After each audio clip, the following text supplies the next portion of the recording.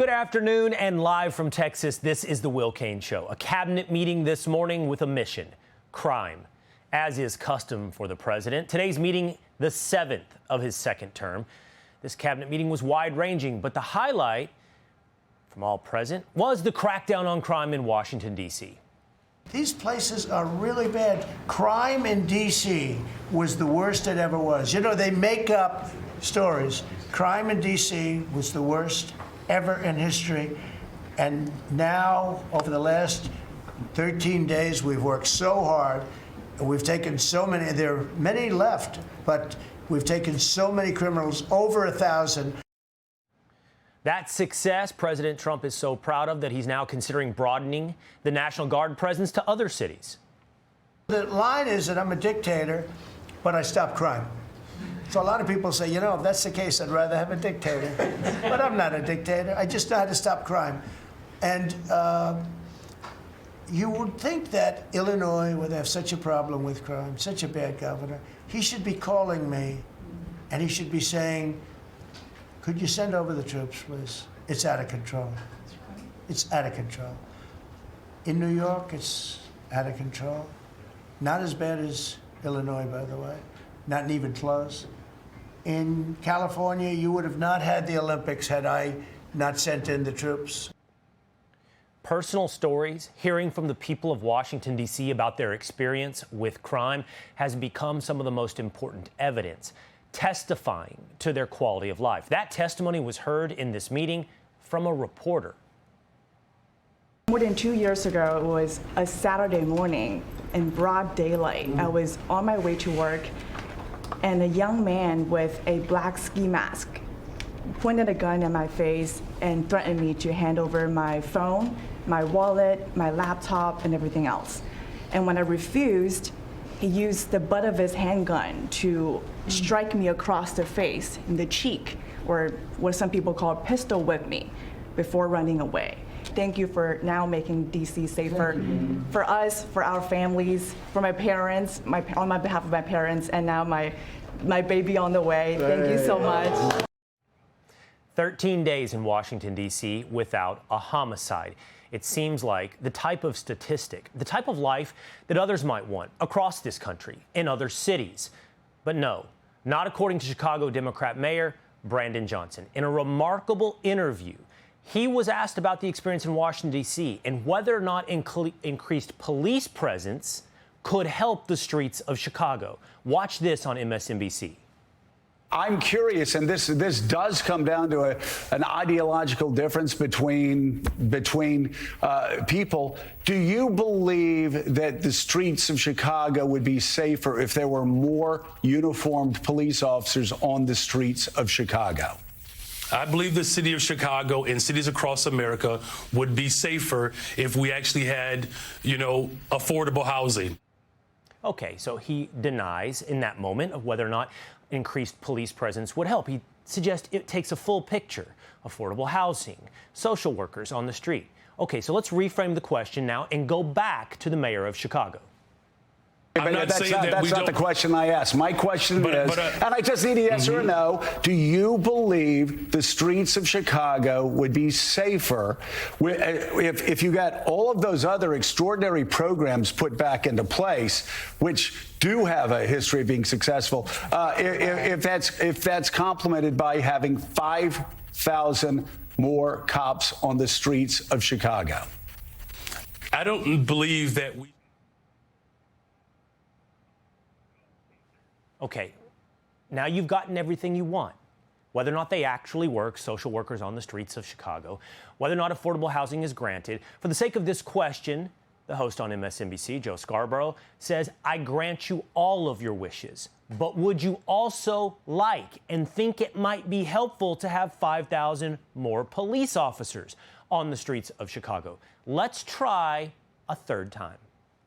Mr. Mayor, are you hearing what I'm saying? I'm agreeing with you that all of these other social programs are extraordinarily important. I just need a yes or a no, and then this will be the last time I ask. If you get all of those other social programs that 800 million that New York City does, Los Angeles, other people do with great success, would an additional 5,000 cops on the streets in Chicago help complement those programs to make Chicago safer? Look, we are working hard to make sure that our police department is fully supported. But he went on to deny, after nearly 4 minutes, that there's any particular number of officers that might help the crime in Chicago. Now, whether or not that's antipathy towards cops or denial of the problem in Chicago, it was either an act of incredible political amateurism or maybe political talent in the ability to filibuster and decline to answer a very simple yes or no question. Do more cops help reduce crime? We're seeing that increased law enforcement helped in Washington, D.C. Maybe, though, what the mayor of Chicago is actually suggesting is they don't have a problem in Chicago. He's saying, as many cities have said, nothing to see here in our streets. The White House says, well, that's because there's actually a lot to see, but what you let us see are some flawed stats. We've uncovered, in the process of uncovering, a massive scandal in Washington, D.C. with the doctoring of crime stats. And the Department of Justice, under the Attorney General, is leading the effort to uncover this. But when we ultimately share the results, it will stun you. The extent to which, even though D.C. had the worst crime in America, honestly measured, it dramatically understated how bad it was. There's even accusations that murders and homicides were reported as accidents instead of murders. That's quite a lot to claim. That would be a big deal. Fudging crime stats to suggest your streets are actually safe, when again, the testimony you hear on personal experience to quality of life doesn't mesh with those stats. If that turns out to be the case in Washington, D.C., could it also be the case in Chicago? Could it also be the case in Los Angeles? Let's dig in. Manhattan Institute fellow and author of Criminal Injustice, Rafael Mangual, joins us now. Rafael, we have seen this idea of crime stats, quote, juked, laid out before us on, for example, the TV show The Wire. How common is it for police departments, perhaps under political pressure, to juke their stats? I suspect it's more common than we think, right? I mean, you have obviously the political pressure, particularly in Democratic strongholds where Democrats are consistently vulnerable to Republicans on the crime issue, and so are under a lot of pressure to be able to say that things are not actually as bad as the Republicans say they are. But there are also just the sort of natural kind of incentives in place, right? Police executives are under a lot of pressure from their bosses to deliver, to lower crime in the jurisdictions in which they control. And so when you have those kinds of incentive structures in place and you have that political pressure, it's not at all surprising that some individuals are going to inappropriately define certain crimes downward. And so this is actually one of the reasons why criminal researchers and people like myself tend to rely most heavily on really only two crime measures, and that's homicides and car theft. And the main reason for that is that those are the two crime measures that are least susceptible to manipulation, right? If you have a dead body with 9 bullet holes in it, it's very hard to categorize that as an accident or a suicide.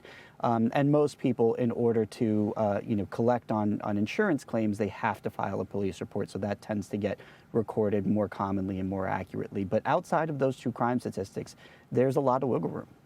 Well, you heard from Stephen Miller there that he is suggesting perhaps the research will show that even murder in Washington, D.C. was miscategorized. The stats deflated for public consumption. So let's do this together. Let's take a look at Washington, D.C. and then take a look at the crime stats in Chicago. Here's what the crime stats in Washington, D.C. say right now. Homicide down 15%, assault with a dangerous weapon 19%, robbery down 31%, motor vehicle theft down 3%. Chicago, meanwhile, is claiming over the last 4 years the crime actually went up 40%.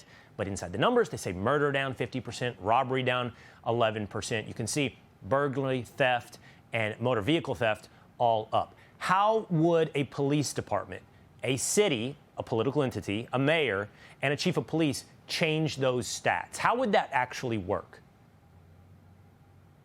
Well, I mean, I'll give you an example, right? So let's say you have a strong-arm robbery. So an individual walks into a convenience store, right, jumps over the counter, grabs the clerk and says, give me all the money. Maybe even doesn't display a weapon. Takes the money and runs off. Now, let's say he only gets $95.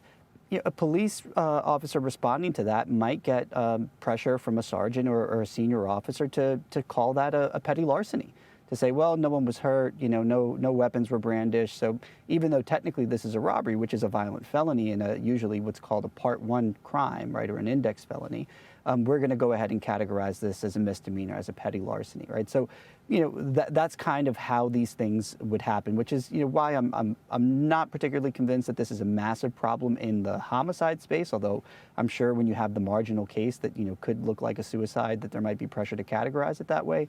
But yeah, I mean, these are things that can absolutely happen. It's one of the reasons why crime researchers have generally been, relatively skeptical of broad categories of crime statistics outside of homicides and car thefts. Especially when it doesn't seem to mesh with what people are telling you is their experience and their quality of life in a place like Washington, D.C. That's an investigation that is needed, perhaps not just in D.C., but as well in some place like Chicago. Rafael, thank you. Thank you. Hey, Sean Hannity here. Hey, click here to subscribe to Fox News YouTube page and catch our hottest interviews and most compelling analysis. You will not get it anywhere else.